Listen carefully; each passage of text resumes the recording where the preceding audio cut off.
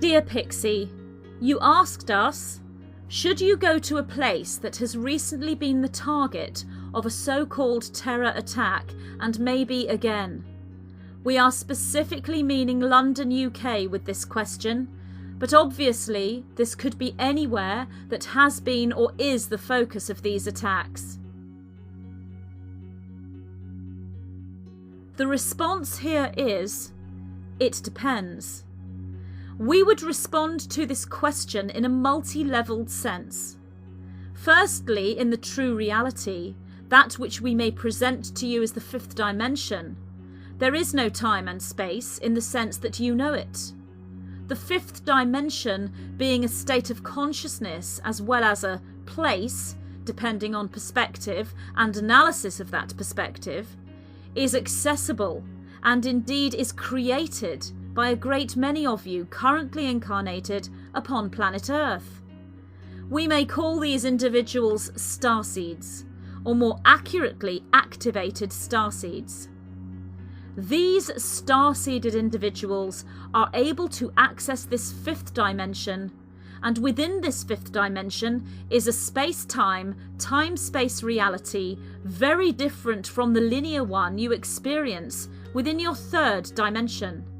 Therefore, the place you call London, whilst it has a fourth dimensional counterpart, as the fourth dimension is a shadow, or more appropriately, an echo of the third dimension, the fifth dimension does not contain a space known as London. Therefore, starseeds, activated individuals who access the fifth dimension, when in touch with the fifth dimension on a conscious level, will be able to travel anywhere on your planet and remain within a fifth dimensional zone, if you will. The safe zone, for them, is a state of consciousness. However, within this we do have a synchronistic guidance system, the true matrix aspect of self that utilises or presents synchronicity as a map, guidance, signposts, or more accurately orientation of the pre-incarnate blueprint or zero-point field reality. Therefore, there will be individuals blueprinted to exist within or spend time within third dimensional places that are not deemed to be safe by the majority of your planet. There will be others who, through this guidance and synchronicity, are blueprinted to avoid these places within the third dimension. This will depend on the mission of the individual. For example, there are those called upon to transmute energetic fields by standing as the energetic conductor, the human coil or human charge point, if you will. They stand as a power point for frequency to gravitate towards and change its direction or charge, so that transmutation may take place within environments. You may know this as grid work with the planetary power lines, or earth healing. Only a few individuals are required for this work, as just one individual can cover a large expanse of linear space as the human coil or charge point. The individual will usually be conscious of the grid work involved, although may not fully understand the fractality of the mission they are involved in, and full understanding and processing of this work is not needed. What is needed is absolute alignment and knowing regarding the inner resonance. If there is uncertainty or doubt, then this can move an individual out of the zero-point field and away from the pre-incarnate blueprint, preordained mission, and thus out of the fifth dimensional synchronicity. In this case, one would follow a more pragmatic approach and look at probability fields within the third dimensional existence. One would be advised not to venture into the place or space that may be seen as a risk spot for exit points due to clearing or deliberate interference with life plans of others. There are those also who feel that they are safe and protected, who are coming from an ungrounded state within their feelings, bypassing integration and moving into transcendence without examining all shadow aspects and beginning the integrative work. These individuals are also moving out of the 0-point field and fifth dimensional reality, and thus the synchronicity that presents itself. To these individuals we would say, yes, you are protected, yet do not put yourself in situations that test the very laws of physics within your third dimensional reality. Or perhaps one would do well to follow the spiritual teaching of trust in God but lock your car.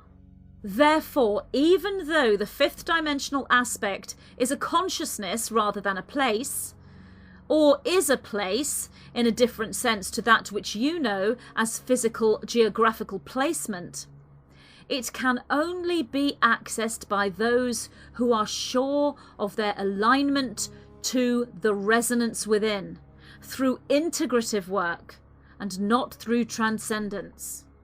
For those of you who are not sure of this connection, or for those who intuitively feel that their path is to be expressed elsewhere, then avoiding these collective risk spots is an advised action. For those who think only in third dimensional terms, then excessive fear-based focus, such as worry about visiting or existing within these places, can create more situations within your reality to be worried or fearful about. Yet so too can the ignoring of the fear-based emotion. For under the circumstances of which you speak, fear-based emotion or worry is a positive tool as much as it is potentially a negative one. Fear-based emotion is a safety mechanism. It is a message. It is a trigger into an integrative experience. It is indeed the reaction of the balanced individual who holds high levels of compassion within. You have not failed if you feel worry, fear, confusion, grief, or sadness. You have not failed if you feel panic, anxiety, helplessness, or anger. These emotions are within you for a reason, for they lead to much journeying of the soul in the balanced individual. These emotions may also present as signposts in themselves. To allow fear to control you is not conducive to expansion and growth. To allow fear to define you is not conducive to expansion and growth. To make decisions based on fear is not conducive to expansion and growth. To allow fear to trigger you into acceptance and examination of all the related emotions within you, and to work with the shadow aspect of self, the traumas, the negative issues you hold, thus allowing the emotion of fear to trigger you into a journey of self-discovery, is conducive to expansion and growth. To see any emotion you hold, fear included, as an aspect of your inner guidance system, your cosmic compass, your North Star, and your alignment to the preordained blueprint, is conducive to expansion and growth. To take fear from the observer viewpoint and with neutrality say to yourself, I feel fear, why is this? Without succumbing to the power of fear and losing yourself, is conducive to expansion and growth. Therefore, is fear good or bad? It is both. It can also be neither. It can be expressed and integrated from the neutral standpoint. It is most positive when it causes you to run from certain danger. It is most positive when it shows you that which needs integrating in order for you to move forward as a whole and integrated being.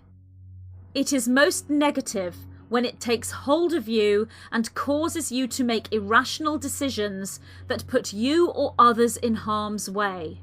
It is most negative when it affects your emotions so deeply that this affects your physical makeup at the cellular level and causes you to succumb to illness or disease. And it is neither when viewed from the observer viewpoint. For when it is viewed from the observer viewpoint, it changes form. It is transmuted and alchemized, and is no longer fear in its original form. It has become something else, a new emotion. This is your reason for being here, to learn to stand as the alchemist and transform from one state to another state, mirroring the action of Source, growing, learning and expanding along the way. So, to return to your original question, should you go to a place that has recently been the target of a so-called terror attack, and maybe again? The answer is, as we said, it depends. The question here is not where should you go, but who or what are you? And more importantly, what can you become? We are the white-winged collective consciousness of 9. What is the Matrix? Who are the masters?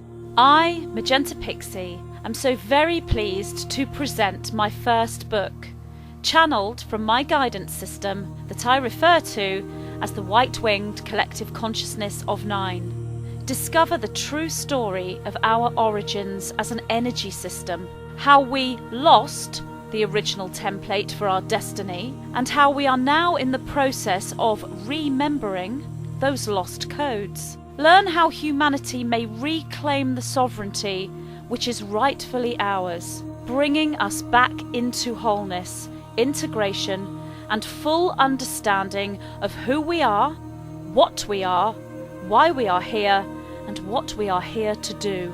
Spirituality, metaphysics, and science merge, as the sacred geometry, known as the language of light, is downloaded and decoded. The realization and activation of these ancient codes for a new dawn of man is an alchemical process available to us all. Now is the time that collectively we move forward into a fully conscious ascension and embrace the new archetype of Master of the Matrix.